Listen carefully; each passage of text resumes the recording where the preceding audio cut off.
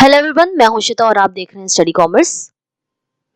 इस वीडियो में हम डिस्कस करेंगे बैंकिंग एंड फाइनेंशियल इंस्टीट्यूशंस के क्वेश्चंस जो कि आपके यूजीसी नेट जून 2025 के पेपर में पूछे गए थे। तो चलिए शुरू करते हैं। पहला क्वेश्चन है, the state bank of India that is SBI came into existence in the year.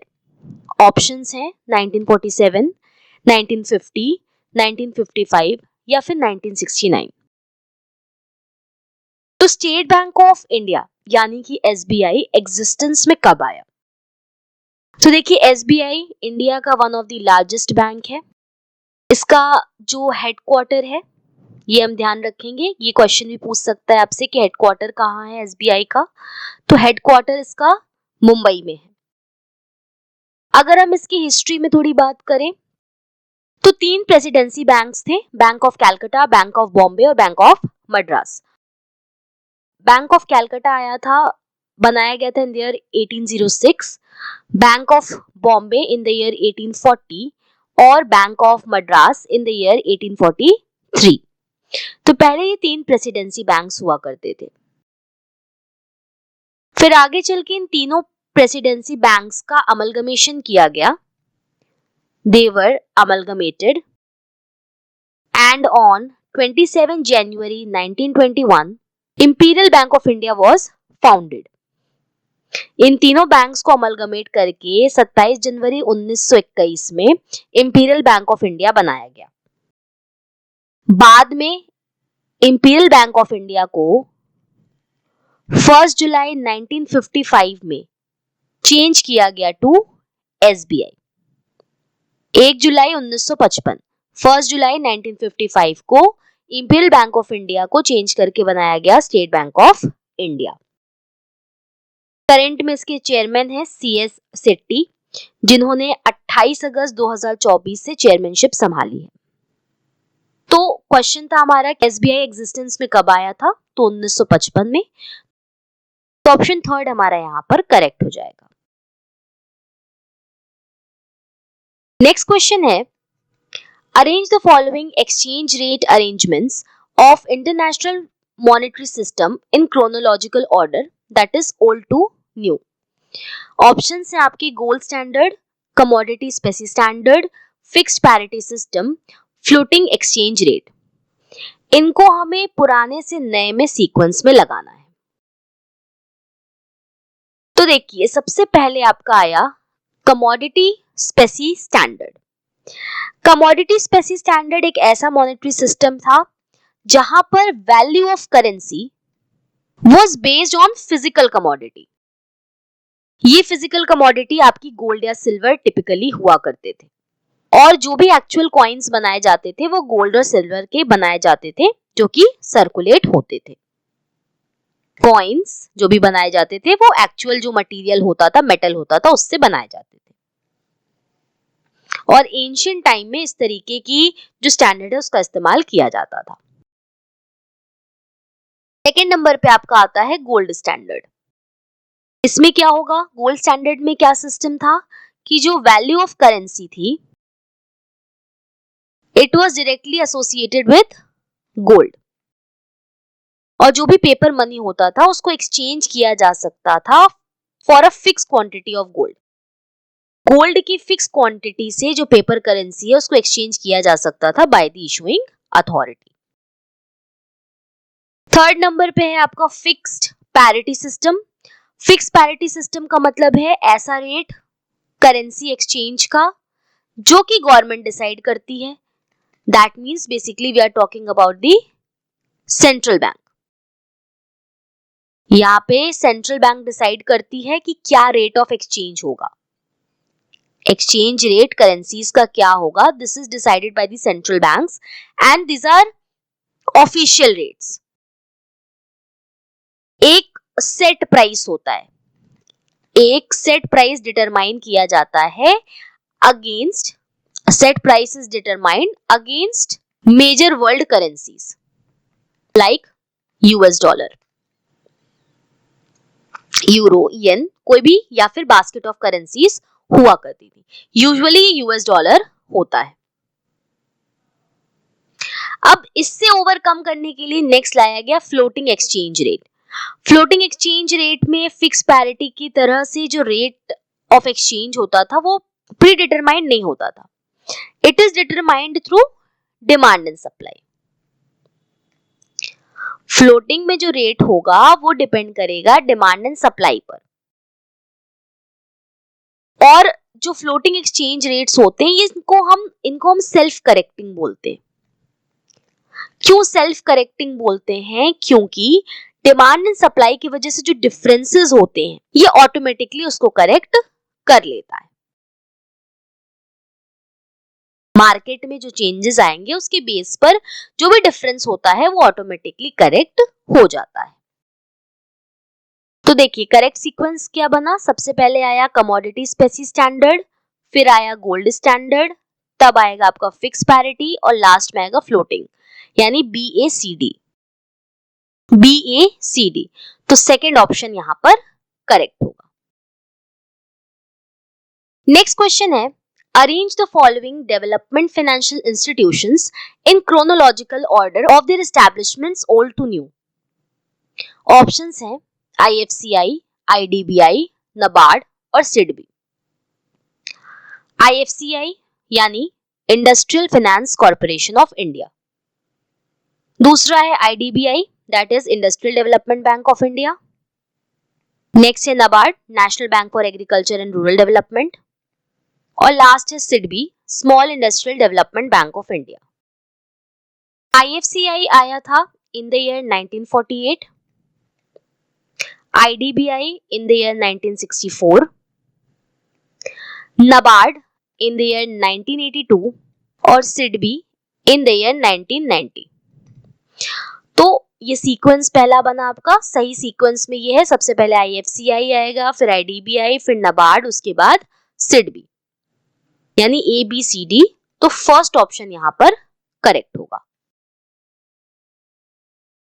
Next question है, match the list 1 with list 2। List 1 में आपको दिया है nostro account, vostro account, bid और ऑफर। लिस्ट 2 में इसकी एक्सप्लेनेशन दी हुई है।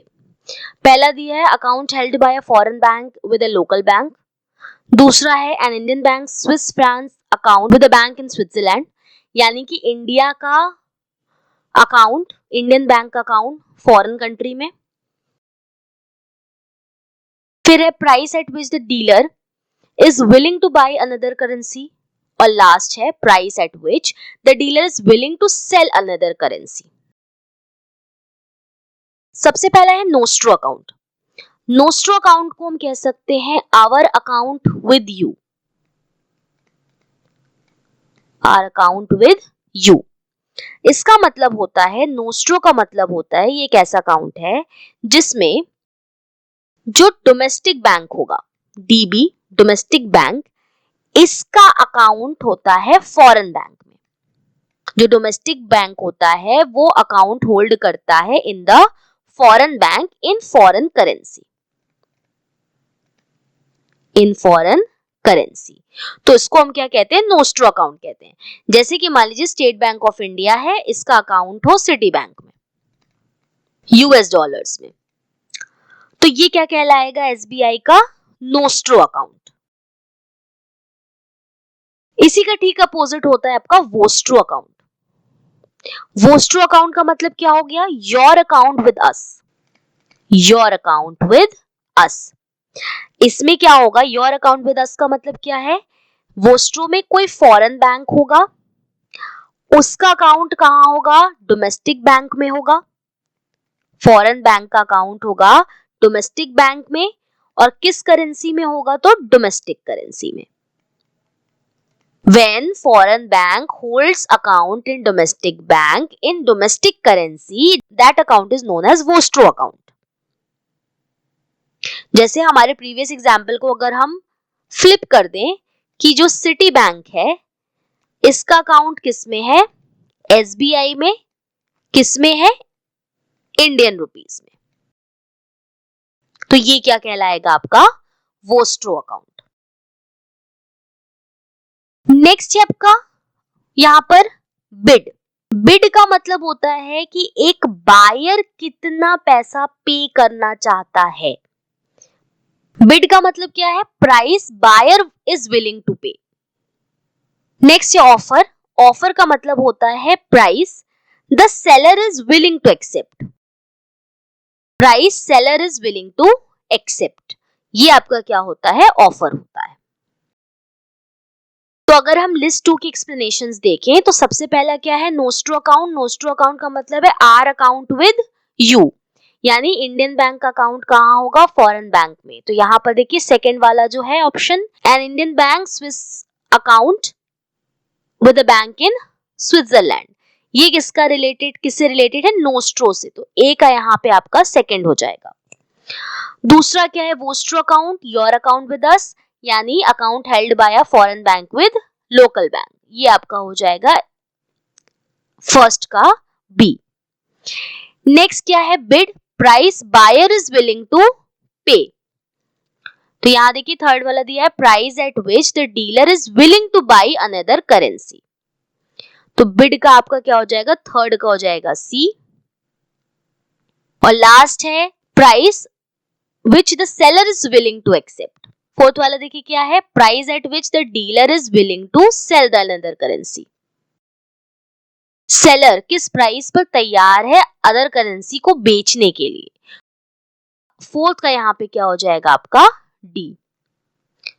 तो ऑप्शंस क्या बना आपका? ए का आपका हो गया सेकंड, बी का हो गया फर्स्ट, सी का हो गया थर्ड और डी का हो गया फोर्थ।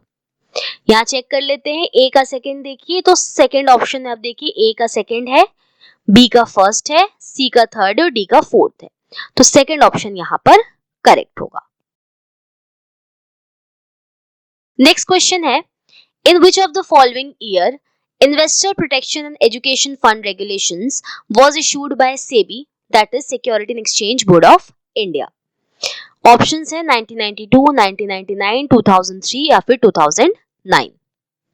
तो देखिए सेबी ने investor protection education fund regulation ये लॉन्च किया था in the year 2009। It was notified in official gazette 19th May 2009। Investor protection education fund है जिसको हम शॉर्ट में कहते हैं IPEF। ये एक स्पेशल फंड है जो सेबी ने एस्टैब्लिश किया है अंडर IPEF रेगुलेशन 2009। इसका जो प्राइमरी ऑब्जेक्टिव है वो है to promote investor awareness, education, investor protection. जो ये फंड है इसका यूज किया जाता है एजुकेशन और अवेयरनेस क्रिएट करने के लिए इन्वेस्टर्स के बीच में, रिसर्च रिलेटेड वर्क, जो रिसर्च होता है सिक्योरिटी मार्केट से रिलेटेड उसको प्रमोट करना, इसके अलावा वर्कशॉप्स, पब्लिकेशंस, इसके लिए फंडिंग करना। कोई भी लीगल एक्सपेंस अगर है इन्वेस्टर प्रोटेक्शन को की प्रोसीडिंग से रिलेटेड तो उसको रिइंबर्स करने के लिए भी इसका यूज किया जाता है। अब बात आती है कि सोर्सेस क्या क्या है, कहां कहां से इस फंड में पैसा आता है। तो सेबी के ऑर्डर के अगेंस्ट अगर कोई अनफेयर ट्रेड प्रैक्टिसेस वगैरह की गई है तो उससे जो अमाउंट होता है वो इस फंड में डाला जाता है।